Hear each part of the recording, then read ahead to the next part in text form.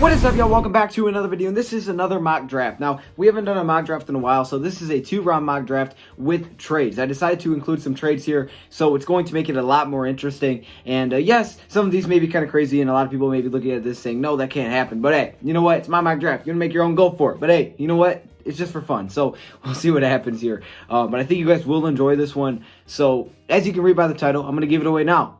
The number 2 spot is traded. So yes, the Washington Redskins trade out of number 2, and I have a little bit of an explanation for it. So let's get it started. All right, so this is the best way I thought to do it. I don't know. I usually just show you guys all, but I thought it'd be more like, ooh, like who's gonna be up next if I do it like this. So you guys gotta let me know in the comments how you want me to do it. But the first pick in the draft is by the Cincinnati Bengals, and at number 1, they select Joe Burrow. Yeah, surprise. I know you're surprised. Joe Burrow goes number 1. Like, who would have thought Joe Burrow's going number 1? Yes, Joe Burrow goes number 1. Out of LSU. I'm surprised he didn't retire after coming back knowing his hands were too small. I don't know. Either way, Joe Burrow goes number 1 to the Bengals. Good pick. They need a quarterback. Andy Dalton's no longer going to be that quarterback. And it's a good place to start with a quarterback of Joe Burrow who's putting up historically great numbers. Just ridiculous. Now at the number 2 spot where things get interesting. We see the trade. At number 2, the trade away here. Miami Dolphins moves their pick, and the Redskins... the Redskins move their pick, and the Dolphins hop in at number 2. So yes, the Dolphins have the second pick of the draft as they trade up to number 2 from number 5. So the Redskins back to number 5, and the Dolphins select Tua Tagovailoa. A little bit nervous about the Detroit Lions. They wanted to make sure they had their guy, and they decide to take Tua Tagovailoa. They're not going to risk anything. They have the ammunition, I guess you could say, right? Is that the wrong way to say it? To move up to number 2, so they decided to take two. So they decided to do it, and they get Tua Tagovailoa, who will be their future quarterback. I am so sorry. I'm trying to go fast because it's going to take a long time. So at some point, we'll probably start skimming through these. At number 3, we have our Detroit Lions. At number 3, we select Chase Young. He's still there. We decided to get the best edge rusher available. Definitely thinking about trading back, but we decided that we didn't get a good enough deal, I guess. This is just all my scenario, I guess. And we select Chase Young out of Ohio State, which definitely helps, gives us some pressure, which we need, a playmaker. We didn't get a lot of pressure at all last year, so getting Chase Young definitely can help. At number 4, we have the Giants, and they select Jeffrey Okudah. So yes, offensive line is interesting. A lot of people are looking at them to go maybe Wills. Instead, they go with Jeffrey Okudah. They get a cornerback here, as Chase Young does not fall to this pick, unfortunately for them. So at number 5, where the Redskins sit, they now get the offensive lineman, which they needed all along. All along, they needed an offensive lineman. They had the edge rushers. So they're like, hey, if I could trade out and still get the guy that we eventually needed, let's do it. So that's what they do. They trade out. They get Jedrick Wills at number 5. Now, hopping into number 6, we have the Chargers, who get their future quarterback as well, and Justin Herbert. So inside the top 6, we have 3 quarterbacks already gone. Okay, 3 of the first six picks are quarterbacks, and now Justin Herbert out of Oregon goes off the board. The Chargers find their future quarterback here in Justin Herbert. I love Herbert as a quarterback. I think this is a really good fit, and I think he can come in and start right away, and he'll be solid for the Chargers. At number 7, we have the Panthers, just like Derek Brown out of Auburn. They get the best interior defensive lineman probably in this draft, other than Javon Kinlaw, which you can make a debate for. And Derek Brown, who can get pressure and stuff to run, works perfectly for the Panthers. They need a cornerback and a defensive lineman, so they get the defensive lineman because Okudah was gone. So Derek Brown goes number 7. Then at number 8, we have the Cleveland Browns, who trade up. Yes, another trade, a surprise trade. That is right. The Cleveland Browns trade up to number 8. I don't know why I was doing this. 8 in the draft, and they select Isaiah Simmons. So the Browns need a linebacker and a safety and an offensive lineman. But they decided to try to fill out both of those needs at once by trading up to get Simmons. So Simmons is still there. They're worried the Jaguars are going to take him at 9. So they decide, hey, let's just hop right in front of him. Let's go take Isaiah Simmons right off the board. And if I do have this stuff with me, I will go through what they got in return. I may not, though. I think I do. Yes, I do. I have what they got in return. So I'll tell you guys that at the end. Either way, what you got to know now is the Browns switch spots at number 8 with the Arizona Cardinals to move up and select Isaiah Simmons. They need a linebacker because Joe Schobert's probably gone, and they need a safety. So they get a guy that can do both. Yeah, that's right. At number 9, we have the Jaguars. They select Javon Kinlaw. So some people may be surprised here that he's going in the top 10. But Kinlaw, like I said, could be debatable as he is the best defensive lineman in the draft. Actually, could go before Derek Brown. I'm not sure. The Jaguars, they'll see that Isaiah Simmons off the board, and they're like, man, that's the guy that we wanted. So they decide to go fill out a need in defensive lineman. They get a fierce defensive lineman here in Javon Kinlaw. I love the pick.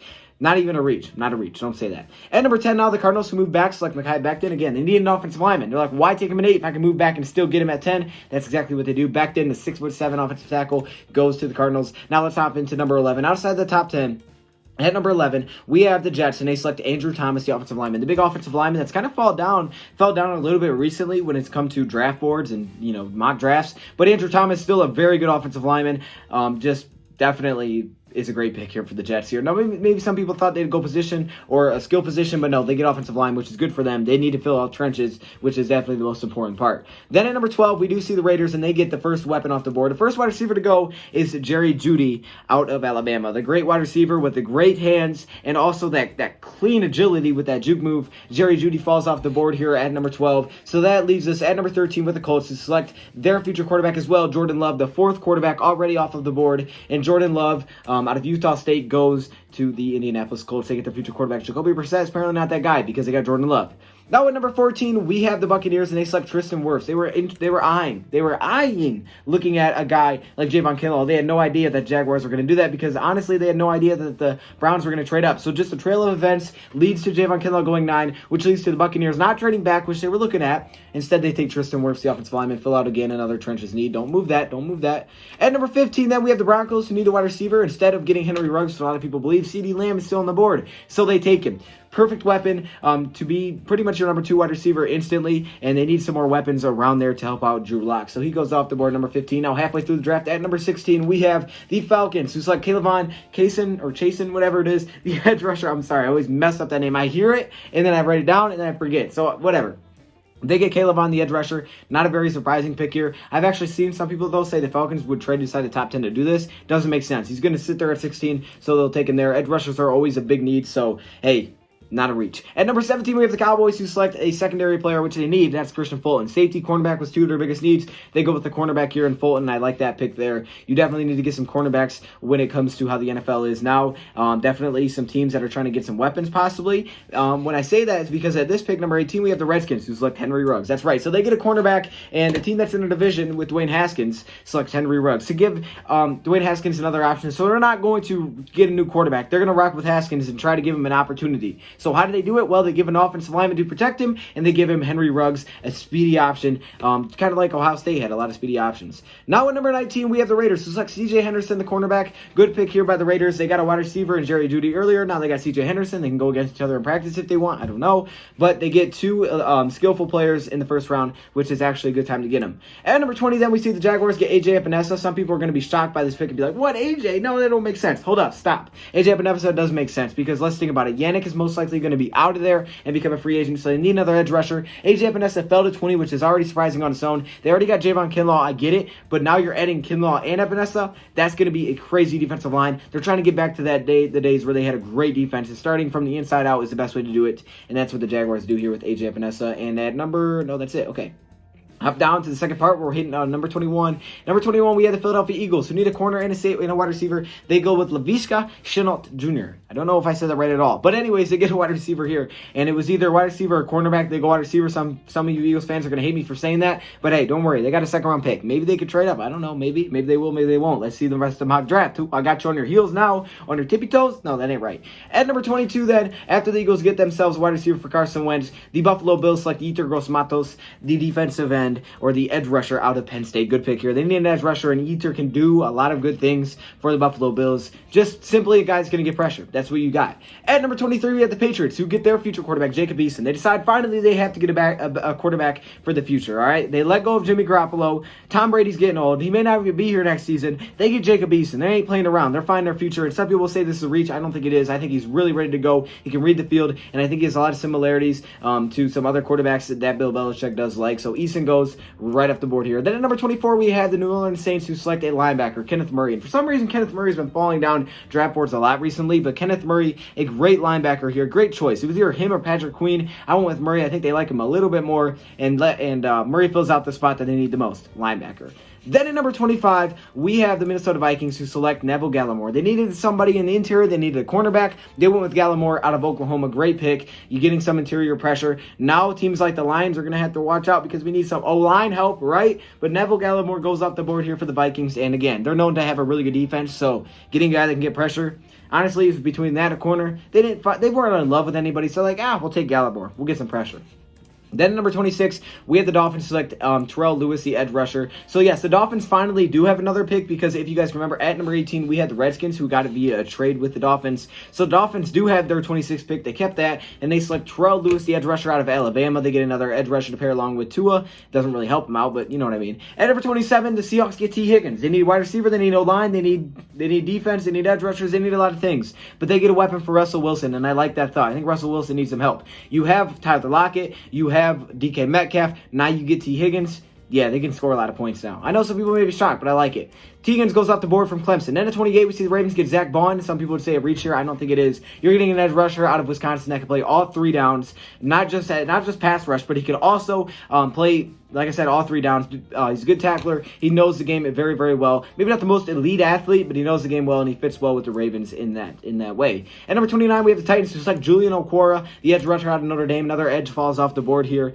And not my favorite edge rusher, but hey, he's a good edge rusher, and the Titans needed one. At 30, the Packers select an offensive lineman to protect Aaron Rodgers and Josh Jones, which was a need, pretty much an offensive tackle. At 31, the 49ers select Xavier McKinney, the most NFL-ready safety in my eyes, to help out that secondary. It's either between him or Grant Delpit. They go with Xavier McKinney, and that's where I would go to. Then at number 32, the end off the first round of the draft, the Kansas City Chiefs, your defending Super Bowl champions, they select DeAndre Swift out of Georgia. They get the running back. So J.K. Dobbins and Jonathan Taylor were there. They didn't have to go running back. Wasn't their biggest need, but it was a need. They go with Swift. They're going to try to put up a lot of points. Now, hopping into the second round to get things started, I'm going to fly through this a little bit faster. We have the Bengals who get a weapon for Burrow and Justin Jefferson out of LSU. Then at number 34, the Colts get their man Jordan Love a weapon and Jalen Reagor. Then the Lions are back on the board. They get themselves a cornerback to go along with Chase Young and Jeff Gladney, who can play a lot of man press coverage, so he works perfect with our scheme, plays a lot of man. Then at number 36, we see the Giants who get Lucas Niang, an offensive lineman here. Good pick as well. At 37, the Chargers select Cesar Ruiz to get some protection for Justin Herbert and a guy out of Michigan who can play both, all pretty much interior offensive lineman spots wherever you need him. At number 38, we see the Panthers get Trayvon Diggs. Whoa, I cannot talk. Trayvon Diggs out of Alabama. So the Panthers get a cornerback. They got an interior defensive lineman at 7. They needed a cornerback as well, so that's what they do here in the second round. Then number 39, we see the Redskins who got this pick via the trade. I think this is their last pick they received, and they got Patrick Queen. So yes, Patrick Queen out of LSU falls here. It was either him or Kenneth Murray. He does fall the second round. I think this is a good pick for the Redskins. But then they have the Cardinals back up on the board here, and the Cardinals select Ross Blacklock. So they got an offensive lineman earlier. Now they get Blacklock, but hold up. They got another pick because they traded with Cleveland, so they have Cleveland's 41 pick. And at 41, the Cardinals select Cameron Dantzler, the cornerback. So yes, they got a defensive lineman and a cornerback back-to-back. They're definitely filling out that defense, helping it out a little bit. Then at 42, we see the Jaguars get Grant Delpit, who just slid all the way down the board to this far. And the Jaguars now have Javon Kinlaw, AJ Epinesa, and Grant Delpit, restacking that defense. I love this draft for the Jaguars. If I was a Jaguars fan, I'd be happy. At number 43, then we see the Bears get Lloyd Cushenberry, the offensive lineman, who's more like a center for the Chicago Bears. It is their first pick in the draft. They also have number 50, and they need some offensive line help, so they get Lloyd here. Then number 44, we see Austin Jackson, who also was going to help protect Jordan Love as the new quarterback in Indianapolis. Then at number 45, the Buccaneers, who missed out. They missed out. They're like, dang, man, they missed out on Javon Kinlaw, so they had to go offensive line. But now in the second round, they get Raekwon Davis, the monster, the freak out of Alabama. I like that pick as well. And then at 46, we have the Broncos who select Damon Arnett, the quarterback out of Ohio State, to get themselves some secondary help. Then at number 47, this is the last slide we got. At number 47, the Falcons select A.J. Terrell, the cornerback here. Good pick as well. At number 48, we have the Jets who select Noah something out of Auburn. Can't ever say his name. But the Jets get another cornerback here. And you can see cornerbacks are just starting to fly off the board. And this is what happens sometimes. 49, the Steelers who need an edge rusher. They get Curtis Weaver. Good pick there. At number 50, the Bears get Antoine Winfield, the safety. Good pick as well. Again, they just got an offensive lineman, so now they get some secondary help defensively. They have a really good defense. They're going to add to that. At number 51, the Cowboys who selected Justin Matabuk. I think I might have spelled it wrong. The defensive lineman here. So the Cowboys went with a secondary player first. Now they go with an interior defensive lineman to help all around. Interior defensive linemen are so important in football, man. It's crazy. At 52, Prince Tega-Wangho out of Penn State goes the offensive tackle to the Rams. One of their biggest needs, maybe their biggest need. So yes, they get probably the best offensive tackle left. At number 53, we have the Eagles who select Jalen Johnson. So yes, they went wide receiver first, and then now they get a cornerback. So two of their biggest needs filled in the first two rounds. Jalen Johnson falls off the board. Then at number 54, we see Jonathan Taylor. Yes, he fell down this far, and that means J.K. Dobbins is still available. Jonathan Taylor, my favorite running back in the draft, falls to the Buffalo Bills, who not the biggest need, but hey, he was there so they could grow some Matos. So like, let's take Taylor. Let's be pretty freaky a little bit on offense. All right, let's help out a little bit that offense. 55, we see the Falcons get Marlon Davidson, the defensive lineman. So they already got AJ Terrell, now they get defensive lineman. Dolphins at 56, who are back on the clock, finally get some offensive line help from Isaiah Wilson, which was a really good pick to help out their new quarterback in Tua, keep him from getting re-injured. At 57, the Texans, who need a running back, are loving it because J.K. Dobbins fell to him, just like McDonald's, and I think that's it. No, at 58, we see Bryce Hall, the cornerback out of Virginia, fall here. I really like Bryce Hall for the Lions. He can do a lot of different things. Very impressive cornerback, and I think this is a really good pick for the Vikings. Then we see at number 59, the Seattle Seahawks get Matt Hennessy. So they went earlier. They went with an option, a third option, like another wide receiver option for Russell Wilson. Now they get an offensive lineman to protect him, which was one of their biggest needs. They do have the final pick of the second round as well, I believe. At number 60, the Ravens get Josh Uche, one of the most productive edge rushers you will find in this draft out of Michigan. At 61, Titans get Robert Hunt, an offensive lineman, which was very necessary as they love to run the football. At 62, we see the Packers get Brandon Ayuk, the wide receiver here, getting another weapon for Aaron Rodgers as they already got the offensive lineman. Then at number 63, Darnay Holmes, the cornerback for the Chiefs, who want to build that secondary and end off the second round. We see Seahawks select Jonathan Greenyard, the edge rusher out of Florida. So yes, they get an edge, which was maybe their biggest need, offensive lineman and wide receiver. So boom, that is your 2-round mock draft. Hopefully this came out well. Hopefully you guys can see everything.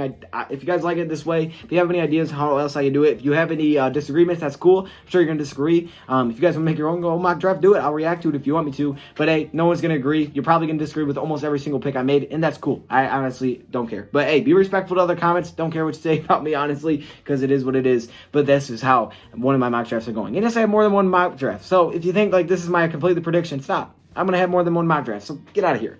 There you go. Thank you for watching, and I'm out.